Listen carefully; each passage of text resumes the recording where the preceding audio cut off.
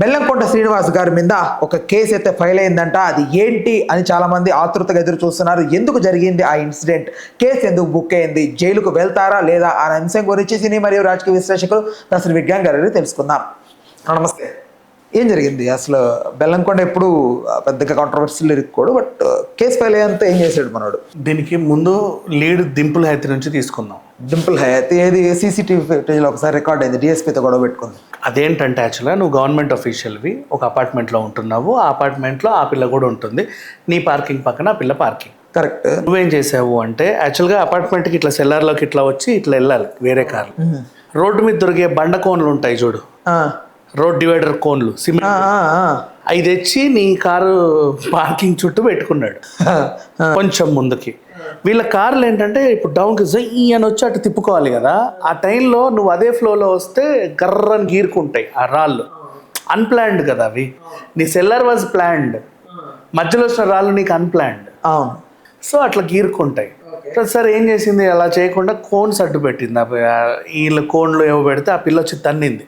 Cones అంటే అవే మనకు road మధ్యలో ఉంటాయి, విఎల్సి ప్లేయర్ లాగా ప్లాస్టిక్ మనం ఇంట్లో పెట్టుకుంటాం కదా. ఏనబ్బా కోన్స్ అంటే అదే కదా, నో పార్కింగ్.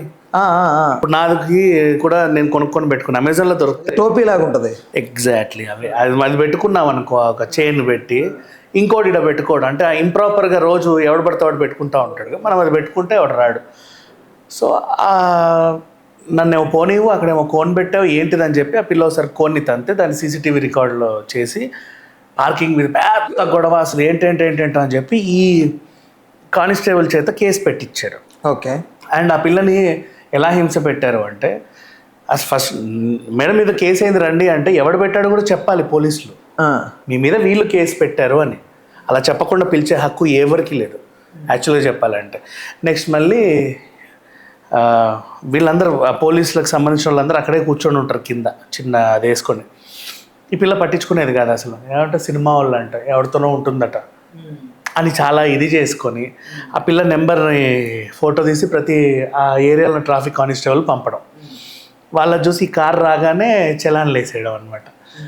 ఫాస్ట్ డ్రైవ్ అంటే అదేంటిది, వేగంగా నడుస్తున్నారు, ర్యాష్ డ్రైవ్, సిగ్నల్ జంపు కాకుండా పద్ధతి ఉంటే ర్యాష్ డ్రైవింగ్. యాక్చువల్గా ఇక్కడ స్పీడ్ లిమిట్ 40, ఈ కారు 60లో వెళ్ళిపోయింది. ఇట్లా ఇంత చలన్లు పడేవి రోజుకి. కారు బయటికి వెళ్ళి లోపలికి వచ్చిందా కనీసం 4-5 చలన్లు పడేవి. అలా వేధించారు. వేధించిన తర్వాత ఆ పిల్ల ఒక్కసారి గట్టిగా అయ్యి అడిగితే ఆమె మీద కేసు పెట్టారు. ఇక్కడ విషయం ఏంటంటే గవర్నమెంట్ అఫీషియల్స్ కేసు పెడితే వాళ్ళకి హయ్యర్ ప్రయారిటీ ఉంటుంది మన రాజ్యాంగాల్లో కర్మకి. సో ఇప్పుడు ఆ గవర్నమెంట్ అఫీషియల్ పెట్టిన కేసుకి హై ప్రయారిటీ. ఈ పిల్ల కూర్చుంది, లాయర్ అడ్వకేట్ కూడా బాగా తిరిగాడు. ఇక మనలాంటి వాళ్ళని తెలిసి మనం ఊరుకోం కదా, అన్ని ఛానల్స్లోనూ ఊకదంపుడు వేస్తే అప్పుడు ఎవరో పట్టించుకొని ఆ డీసీపీని ట్రాన్స్ఫర్ చేశాడు. లేడు ఇప్పుడు ఆ డీసీపీ. నవ్వు ఇక్కడ ఏం జరిగింది బెల్లంకొండ దగ్గర, చిన్న ఎగ్జాంపుల్స్ మనం చెప్పుకుంటే, జూబ్లీ చెక్ పోస్ట్ నుంచి జర్నలిస్ట్ కాలనీకి వెళ్ళాలి. యాక్చువల్గా రూల్ ప్రకారంగా సిగ్నల్ పడకపోతే 3 నిమిషాల్లో వెళ్తావు, సిగ్నల్ పడితే ఇంకొంచెం అటు ఇటు 10 నిమిషాలకి వెళ్తావు, పోనీ పావు గంట. ఇప్పుడు ఏం చేయాలి అంటే, ఇప్పుడు కదా ఒక 1.5-2 years నుంచి ఉంది. ఎప్పుడు మన మనోజ్ పెళ్ళి ఎప్పుడు జరిగింది అప్పటి నుంచి ఉంది. నేను జూబ్లీ చెక్ నుంచి వచ్చిన జర్నలిస్ట్ కాలనీ వైపు వెళ్ళకూడదు, ఫిలిం నగర్ వెళ్ళి మంచులక్ష్మి దగ్గర టర్న్ తీసుకొని మళ్ళీ జర్నలిస్ట్ కాలనీకి వెళ్ళాలి. సరే పోయాము, బాగానే ఉంది, నా పని అయిపోయింది. ఇప్పుడు నేను మళ్ళీ జూబ్లీ చెక్ పోస్ట్కి వెళ్ళాలి. నేను పంపను, నువ్వు మళ్ళీ ఇటు వచ్చి బాలయ్య గారి ఇంటి దగ్గరకు వచ్చావు, నందిగిరి దాటి లోపలికి వెళ్ళి ఆ ఫ్లైఓవర్ కింద నుంచి యూటర్న్ తీసుకొని మళ్ళీ ఇదంతా వచ్చి మళ్ళీ అటు వెళ్ళాలి. ట్రాఫిక్ ఉంటే నీ కర్మ 45 minutes పడుతుంది, ట్రాఫిక్ లేకపోయినా సరే ఎంత కాదనుకున్నా 1/2 hour పడుతుంది. ఓకే, ఇది సంగతి. సరే ఇవంటే ఆల్రెడీ వీఆర్ ప్రిపేర్డ్ కాబట్టి ఓకే. నా వాట్ హ్యాపెండ్, జర్నలిస్ట్ కాలనీలో నేను రోజు తిరుగుతా కాబట్టి నేను చెప్తాను, ఇప్పుడు నా కారు కూడా 4-5 సార్లు ఇబ్బంది అయ్యింది. అది అక్కడ మన 3-4 ఛానల్స్ ఉన్నాయి, ఇటు 1 way ఇప్పుడు ఉంటుంది, సాయంత్రం ఆ 1 way అటు అవుతుంది. అక్కడ రాస్తాడులే కాదన్ను, పగలైతే ఈ టైం వరకే ఇది ఓపెన్, తర్వాత క్లోజ్, నువ్వు అటు పో. కొన్నిసార్లు అక్కడ యూటర్న్ వస్తారు, కొన్నిసార్లు ఇక్కడ యూటర్న్ ఇస్తారు, కొన్నిసార్లు అది క్లోజ్ ఉంటుంది, కొన్నిసార్లు తెరిచి ఉంటుంది. ఇంకా సింపుల్గా చెప్పండి, శ్రీనగర్ కాలనీ మెయిన్ రోడ్ మీద పెట్రోల్ బంక్ ఎదురుగా అవి అప్పుడప్పుడు మూస్తాడు, అప్పుడప్పుడు తెరుస్తాడు. ఎప్పుడు మూస్తాడో ఎప్పుడు తెరుస్తాడో క్లారిటీ లేదు. మీ ఛానల్కి వచ్చే దారిలో కూడా కొన్ని ఎదురయ్యాయి సందర్భాలు. సమ్ టైమ్స్ అంటే దే ఆర్ నాట్ పర్ఫెక్ట్లీ అంటే మేనేజ్డ్, పర్మనెంట్ సెటప్ కాదు, టెంపరీ సెటప్లు బోల్డ్ ఉన్నాయి. ఇంతేందుకు ఇక్కడ ల్యాంకో దగ్గర కూడా ఒకప్పుడు అవి పెట్టేవాళ్ళు. ఇప్పుడు ఏంటి ముందుకెళ్ళి అది యూటర్న్ తీసుకుని అటు వెళ్తున్నారు. అండ్ రాయదుర్గం దగ్గర కూడా ఆ బారికేడ్స్ ఉంటాయి, నువ్వు ఇదంతా తిప్పుకొని అటు వెళ్ళాలి, ఇట్లా వెళ్తా అంటే కుదరదు. ఇలాంటివి కొన్ని ఉన్నాయి. రెగ్యులర్ సెటప్స్ అందరికీ తెలుసు, అప్పటికప్పుడు పెట్టే బారికేడ్స్ జనాలకు తెలియదు. పోనీ పొరపాటున వచ్చినా రావద్దు అని ఎవరైనా చెబితే ఓకే బ్యాగ్ తీసుకొని వెళ్ళిపోతాం. నవ్వు బెల్లంకొండ శ్రీనివాస్ ఇష్యూ. ఆ పిల్లోడిది ఏం చేశాడు, షూటింగ్ అయిపోయింది, మొన్న వనభోజనాలు పెట్టుకున్నారు మనోజ్ వాళ్ళది, లంచ్ అక్కడ అయిపోయింది, ఇంకా తర్వాత ఏం లేదు, ఫ్రీ అయ్యాడు, చాలా రోజులకి ఫ్రీ అయ్యాడు. సరే సరదాగా బయటికి వెళ్దామని కార్ తీసాడు ఆఫ్టర్ లాంగ్ టైం. తీసి ఇట్లా కాన్ఫిడెంట్గా వెళ్ళాడు. నో నో నో నో ఇటు వెళ్ళొద్దు మీరు రాంగ్ రూట్ అనగానే ఓకే తిప్పుకొని ఇటు తిప్పుకొని రావాలి. పోనీ వేగనారో I-10లో అంటే ఈయన తిప్పుకొని వచ్చేస్తారు, అవునా? ఈయనదేమో పడవంత కారు BYD పెద్దది, ఈ నుంచి ఆడదాకా ఉంది. అది కొంచెం వెనక్కి వచ్చి ఆ మూతి ఆ తోక సెట్ అయ్యి మళ్ళీ ఇటు తిరగడానికి కనీసం ఒక 5 నిమిషాలు పడుద్దిగా అట్లీస్ట్. వెనక్కో ముందుకో గట్టిగా తిప్పలేము, బండకి గిన్నెకి రాకించుకుంటాం, కొత్తది, ఇంకా నెంబర్ ప్లేట్ కూడా సరిగ్గా రాలా. జాగ్రత్తగా తీస్తున్నాడు. ఈలోపు సంఘ సంస్కర్తలు వస్తారు, హారన్ కొట్టేవాళ్ళు. ఏం చేస్తున్నావు, నేను అర్జెంటుగా వెళ్ళాలి ఇక్కడ నుంచి అని. వెంటనే ఒకడు వచ్చి ఆగుతాడు, మీ తిప్పుతావా లేదా నేను వెళ్ళాలి అర్జెంటుగా.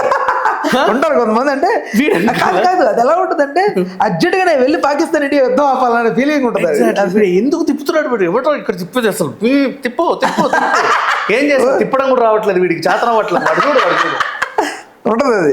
ఇలా తిప్పి చెప్పేసరికి వీడి వెనకాల సంఘ సంస్కృతలు ఇంకో 10 మంది. అవును, 5 నిమిషాల గ్యాప్ లో మొత్తం 17. పైగా బెల్లంకొండ శ్రీనివాస్ తెలియగానే ఉండదు కొంచెం, అంతమంది వాళ్ళందరూ హారన్లు కొట్టుకుంటా ఏం చూస్తున్నావు ట్రాఫిక్ కానిస్టేబుల్ అంటారు, అందరు హై అఫీషియల్సే. ఈయన ఏం చేశారు, అయ్యో అంతమంది సార్లు తిడుతున్నారంటే ఏదైనా తర్వాత అని ఈయన మీద ఏదో అంటాడు. అయినా కూడా తను ఏమీ అలా తీస్తున్నా సార్ వెళ్తున్నా అన్నాడు, అంతే వెళ్ళిపోయాడు. అది బెల్లంకొండ శ్రీనివాస్ అనే విషయం తెలిసి షూట్ అయింది.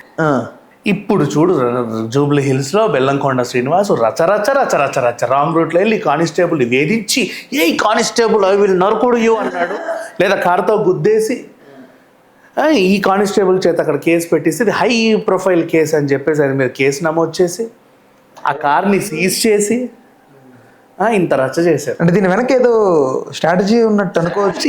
స్ట్రాటజీ అంటూ ఏమీ లేదు, అది ఏంటో నాకు ఇప్పటికీ. ఇప్పుడు దీన్ని ఎట్లా మాట్లాడినా మళ్ళీ చాలామంది ఏం చేస్తారంటే రేవంత్ రెడ్డి సర్కార్కి టాలీవుడ్ అంటే పడదు, అక్కడ అంటిస్తారు తీసుకెళ్ళి. నో అది కాదు, బట్ ఏదో సంథింగ్ వాజ్ హ్యాపెనింగ్ లేదా సంథింగ్ వాజ్ హ్యాపెండ్ అక్కడ. ఏం అవ్వాల. ఈ వార్త బయటకు వచ్చిన తర్వాత అందరు కూడా బెల్లంకొండ పాపం పిల్లోడు తప్పే ఉంది అని అన్నారు. ఈ కానిస్టేబుల్ ఇగో హట్టింది అంటే ట్రాఫిక్ కానిస్టేబుల్లే ఇబ్బంది పెడుతున్నారు జనాల్ని, వీళ్ళు మాత్రం బాగానే నడుపుతున్నారు అనే టాక్ బయటకు వస్తుంది. వాడిని శిక్షించారనుకో అంతటితో అయిపోతుంది. డింపుల్ హైత్ కేసు కూడా అలాగే అయింది. ఇప్పుడు ఇది అన్నాను కదా అని చెప్పి రేపు నాకరికి ఏవైతే నాకు తెలియదు, చెప్పకుండా ఉండలేం, మాట్లాడకుండా ఉండలేం. బట్ ఆ పిల్లోడు తప్పైతే లేదు. ఈ తప్పు లేనప్పుడు అయితే ఖరాఖండిగా చెప్తాను నేనే కాదు, ఆ వీడియో చూసిన ఎవడైనా చెప్తాడు. అండ్ నెక్స్ట్ అక్కడ జరిగింది ఏంటంటే వన్ వే ఓ రోజు ఉంటుంది, ఓ రోజు తీస్తున్నారు, ఓ రోజు అట్టు అంటున్నారు, ఓ రోజు ఇట్టు అంటున్నారు. ఇంకొకటి రేవంత్ రెడ్డి గారి ఇంటి ముందు దగ్గర కూడా అవన్నీ టెంపరీగా సిచ్యువేషన్స్, ఒక్కొక్కసారి ఇక అటే వెళ్ళిపోంటారు. అవును, పెద్దమ్మగుడి రిలేటెడ్ దగ్గర కొన్ని అసలు ఎటు పోలేదు అర్థం. ఒకసారి నేనే పడ్డా, ఒకసారి రోజు వచ్చే లైన్లో వస్తే ఇటు కాదు అటు పోవని ఉంటారు. అవును అది టెంపరీగా పెడుతున్నారు. పాపం ఈ పిల్లోడు మొన్నటి దాకా షూటింగ్లు చేసి ఇంకా తిరగల. ఆయన అదే వారం క్రితం తిరిగినప్పుడు అది ఓపెనే, ఈరోజు అది క్లోజ్ అయింది. తనకు తెలియదు, అప్పటికీ క్లోజ్ అయితే అయిందిలే అని చెప్పి బారికేడ్లు తన్నుకుంటూ పోలేదు కదా. అప్పుడు నువ్వు చెప్పు తప్పని. ఓకే నేను తీస్తున్నా, నువ్వు తీసే లోపు ఏమైంది, 20 కార్లు జమ అయ్యి వాళ్ళందరూ హారన్లు కొట్టి traffic constable what you are seeing అని చెప్పి ఈయన దానికి హర్ట్ అయ్యి సార్ మీ వల్ల నన్ను 20 మంది మాటలు పడుతున్నారు, ఎట్లా కనిపిస్తున్నా మీకు అని చెప్పేసి నన్ను అరిచి ఆయన ఏమీ అనలేదు, సైలెంట్గా తీసాడు. ఇప్పుడు బెల్లంకొండ శ్రీనివాస్ టాపిక్ రాగానే అందరూ అన్ని ఛానల్స్లో రాగానే వెంటనే పరుగున అంటే గవర్నమెంట్ ఏం చేస్తుంది అంటే సినిమా వాళ్ళకి ఒక ఇది, సామాన్యుడికి అయితే ఒక ఇది అనే ఇంకో సంఘం వస్తుంది. ఏమి చేయకపోతే ఏదన్నా చేస్తేనేమో రేవంత్ రెడ్డి సర్కార్కి సినిమా వాళ్ళంటే అంతే, అసలు ముందు నుంచే చూస్తున్నామని ఇంకొకటి వస్తుంది. ఇప్పుడు పోనీ బెల్లంకొండకి ఆన్లైన్లో సపోర్ట్ పెరిగితే అసలు ట్రాఫిక్ కానిస్టేబుల్ మీద మైనస్ వస్తుంది. ట్రాఫిక్ కానిస్టేబుల్ అంటే అంత చులకనైపోయింది అంటారా, అదొకటి ఉంది మళ్ళీ. అప్పుడు మళ్ళీ దాని కింద ట్యాగ్లో ఇంకో సంఘం వస్తుంది. అవునవునవును, ఇష్టం ఉన్నట్టు చలాన్ రాస్తున్నారు, ఇష్టం ఉన్నట్టు అట్లా చేసుకుంటున్నారు, మొన్న అక్కడ ఆపాడు, దీన్ని ఇక్కడ ఆపాడు, వీళ్ళు ఇష్టం ఉన్నట్టు చేస్తారు, మళ్ళీ వాళ్ళు వస్తారు. అనవసరం నాన్ సెన్స్ కదా ఇదంతా. ఇవన్నింటినీ కవర్ చేయడానికి ఏం చేస్తే తప్పే ఇక్కడ. అట్లకి ఏమీ జరగల, బేసికల్ ఏం జరగదు. ఇప్పుడు ఆ పిల్లోడు కార్ ఎందుకు సీజ్ చేసావు? మొన్నే కొనుక్కొని ఉంటాడు, అది ఇంకా నెంబర్ ప్లేట్ రాలేదంటే హార్డ్లీ. మంచి కారే BYD, అండ్ అది ఆటోమేటిక్లో మంచి వెర్షన్ కార్. BYD ఈ మధ్య ఏం చేస్తుందంటే డ్రైవర్లెస్ కార్లు కూడా రిలీజ్ చేస్తుంది, టెస్లా లాగా. అంటే నువ్వు నీ కార్ పార్క్ చేసుకుంటావా, నేను ఏదో చెప్తే నీ కార్ నీట్గా ట్రాఫిక్ దాటుకుంటూ నా దగ్గరకు వస్తుంది, నేను ఎక్కి నా తిరుగుళ్ళని తిరిగి మళ్ళీ పార్క్ చేశాక నీట్గా నీ దగ్గరకు వచ్చి పార్కింగ్లో ఉంటుంది నీ కార్. అలాంటివి టెక్నాలజీ కూడా తయారు చేస్తుంది. మన రోడ్ల మీద జరగవులే ఈ చెండాలని, ఎవడెట్టు వచ్చి కుదుతాడో తెలియదు. బట్ అంటే అమెరికా లాంటి దేశాల్లో అయితే ఇవి అవుతాయి. అట్లాంటి టెక్నాలజీలు వీళ్ళు తయారు చేస్తుంటే అంత మంచి కార్ ఆ పిల్లోడు ఏదో ఇష్టపడి కొన్నాడు. ఇప్పుడే అసలు ఒక హిట్ లేదు, డబ్బులు ఉన్నాయి, మంచి ప్రొడ్యూస్. హానెస్ట్, నాకు ఎందుకో అంటే ప్రభాస్ గారి తర్వాత ది మోస్ట్ ఎగ్జైటెడ్ ఆరా ఉన్న పర్సన్ బెల్లంకొండ అనిపిస్తుంది ఒక్కొక్కసారి. వాళ్ళ తమ్ముడు కూడా సినిమాల్లోకి వచ్చాడు, పెద్ద ఏం వర్కౌట్ అవ్వలేదు కానీ బట్ ఏదో ఆ పిల్ల ఈ అబ్బాయికి కొంచెం ఏదో ఉంది, సోషల్ మీడియాలో విపరీతమైన ఫాలోయింగ్ ఉంది. నార్త్లో ఎందుకు వచ్చిందో తెలియదు ఆ ఫాలోయింగ్, వాళ్ళందరూ ఎందుకు వచ్చారో కూడా తెలియదు. నువ్వు తెలుసా ఇప్పుడు పుష్పలాగా ఈ ఛత్రపతి ఫంక్షన్ నువ్వు బీహార్లో పెడితే ఆ 7 లక్షల మంది మళ్ళీ వచ్చేవాళ్ళు. అది అవును, బెల్లంకొండ అక్కడ ఉంది. బెల్లంకొండకి రామ్కి విపరీతమైన ఫాలోయింగ్ ఉంది బాలీవుడ్లో, నార్త్ వైపు. సో అట్లా ఉన్న పిల్లోడిని అనవసరంగా ఇరికిచ్చి రేపు తెల్లారితే సినిమా రిలీజ్ ఉంది, ఆ రోజే అందరు కలిసి మంచిగా పండుగ చేసుకున్నారు, వనభోజనాలు అని. ఎప్పుడో విన్నాం బ్లాక్ అండ్ వైట్ రోజుల్లో అందరు కలిసి క్యారేజీలు తెచ్చుకొని తింటారు అని. ఆఫ్టర్ లాంగ్ టైం ఈ హేమ సురేఖ వాళ్ళు కూడా ఉంటే, ఒక సినిమాలో హేమ సురేఖ వాణి ఉంటే తలకాయ కూర ఏదో ఒకటి వండుకుంటుండేవాళ్ళు, సగం షార్ట్ సగం వంట. ఆ తర్వాత చచ్చిపోయాయి ఇవన్నీ. ఇప్పుడు ఆఫ్టర్ లాంగ్ టైం వీళ్ళు వనభోజనాలు పెడితే అరే భలే ఉంది లాస్ట్ కల్చర్ మళ్ళీ అంటే ఎవడి క్యారీవ్యాన్లకు క్యారేజీలు పోతున్నాయి, పైగా అదే వాళ్ళు వండుకొని కలిసి హాయిగా తింటున్నారు, భలే ఉంది అన్ని ఆనందించిన రోజే మళ్ళీ ఇది జరిగింది. ఇట్లా ఉంది పరిస్థితి. భైరవంకి ఏంటో ప్రతిసారి చిక్కే. లాస్ట్ టైం రిలీజ్ డేట్ అనుకుంటే మనోజ్ అడ్డు తగిలాడు వేరే వివాదంలో. ఇప్పుడు రిలీజ్ డేట్ అనౌన్స్ చేసుకుంటే ఈ పిల్లోడి కార్ సీజ్, ఇంకా మిగిలింది నారా రోహిత్ ఒకడు, ఆయన ఏం చేస్తారో తెలియదు. పొలిటికల్ గా టర్న్ ఏదైనా జరగచ్చు, అయి ఉండొచ్చు. ఓకే, అంటే దీనికి ఏంటి పరిణామాలు ఎలా ఉండబోతున్నాయి అంటే ఫర్దర్ గా? ఏం ఉండవు, ఊరికే కార్ తీసుకెళ్ళి లోపలేశారు, తెలిసిన వాళ్ళు మనం మాట్లాడుకుంటే. ఇప్పుడు మనం మాట్లాడుకున్న ఫ్యామిలీ, ఇంత పెద్ద సర్కిల్ ఉన్న ఫ్యామిలీకి సింపుల్ గా ఇది నాకు సింక్ అవ్వట్లేదు. ఫస్ట్ ఆఫ్ ఆల్ అదే ఏదో డ్రగ్ అండ్ డ్రైవ్ లాగా, ఏదో డ్రగ్స్ లో దొరికిన లాగా. ఇంత అల్లు అర్జున్కి ఏం తక్కువ, సంధ్య థియేటర్లో జైలుకి వెళ్ళా. బట్ అక్కడ మరణం, ఒక ఆవిడ నిండు ప్రాణం పోయింది, ఐ యాక్సెప్ట్.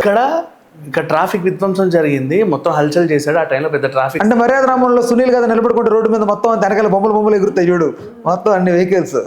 అది చాలా పెద్ద విధ్వంసం జరిగింది. వెళ్ళాల్సిన అంబులెన్స్ టైంకి వెళ్ళలేదు, 3 ప్రాణాలు పోయాయి. ఎన్నైనా రాసుకోవచ్చు.